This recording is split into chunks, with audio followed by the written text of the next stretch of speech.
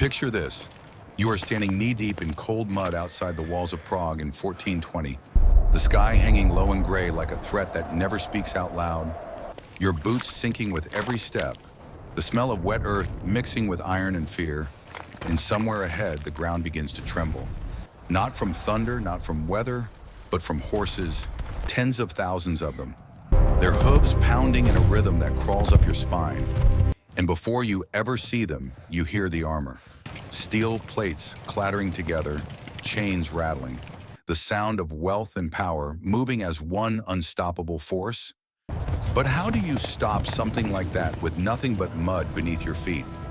What is coming toward you is not just an army, it is a crusade. Tens of thousands, perhaps the largest crusading force Europe has ever seen. And yet the man giving the orders behind you cannot see a single one of them. Jan Žižka is blind, completely blind. His eyes are gone, destroyed by war and infection, staring into darkness as the wind snaps banners behind him and mud clings to his boots. But when he raises his hand, the noise around you fades. And when he speaks, men who should be running tighten their grip on farm tools turned into weapons.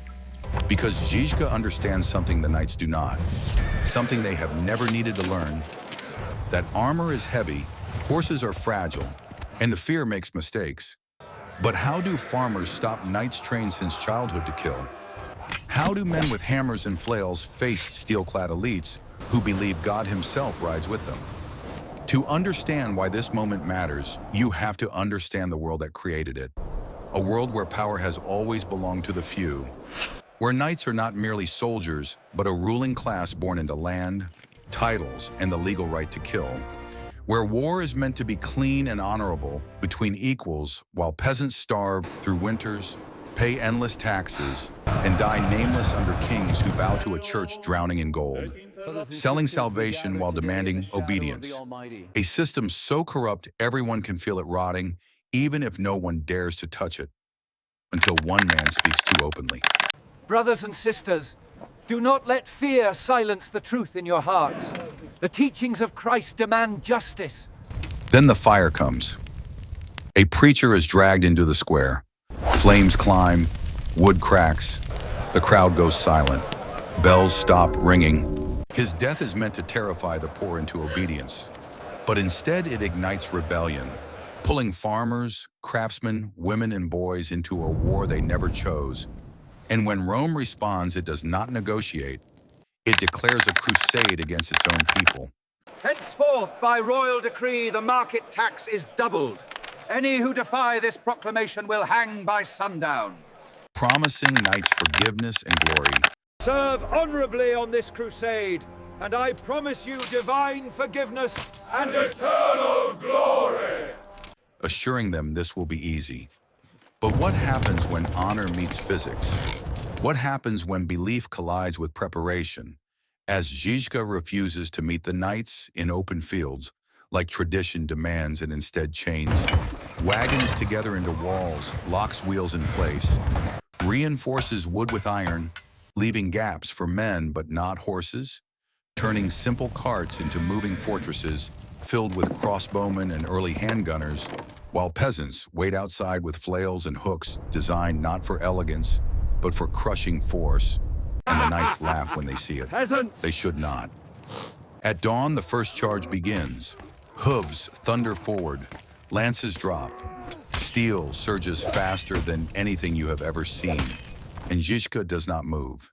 He listens. He counts seconds. He hears the rhythm break as horses hit soft ground. And that is when he raises his hand, and the world explodes. Gunpowder roaring, smoke swallowing the field, horses slamming into wood and spikes, screaming as riders fall and become trapped beneath their own armor. Crossbow bolts punching through visors. Knights discovering too late that steel protects you only until you are on the ground. And somewhere in the chaos, a young noble crashes into the mud, trained since childhood, certain of victory, now helpless as a farmer steps forward and brings a flail down once. No duel, no mercy, no name anyone will remember.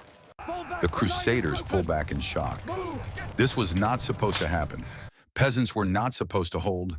The attacks come again and again, flanking maneuvers, archers, starvation attempts, but each time the wagons shift and each time Žižka adapts, reading the battlefield through sound and time instead of sight, listening for hesitation, confusion, the quiet spread of fear through ranks that have never known it as brutality escalates on both sides.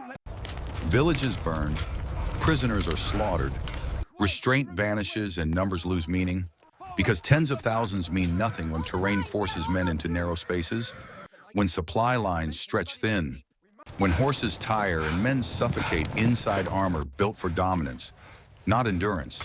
And during one clash, a teenage boy slips through a gap with a spear made from a fence post, stabbing upward into a visor, feeling resistance give, pulling back, shaking but alive, retreating to reload a gun that might kill him if it misfires, while Zizka himself loses what little sight remains as infection takes his last eye, plunging him into total darkness. News spreads through the Crusader camp like relief. Surely now it is over, but blindness sharpens the commander instead of breaking him, freeing Žižka from distraction and forcing him to measure distance by footsteps, speed by echoes, time by instinct. And when the final day comes and the knights commit everything to one overwhelming charge across open ground, confident sheer mass will crush resistance at last. Žižka gives an order no one expects. Advance, not retreat. He pushes the wagon fortress forward into the charge itself, collapsing momentum, compressing the knights into their own formation until horses cannot move, and panic ripples backward through ranks that cannot see what is happening ahead. And by sunset, the field is silent except for the wounded. Thousands of knights dead, the rest fleeing, and in that silence somewhere among the wagons, a farmer realizes he is still alive, while a blind commander who never saw the battlefield stands victorious, proving that discipline can defeat prestige, preparation can destroy arrogance, and medieval warfare has changed forever.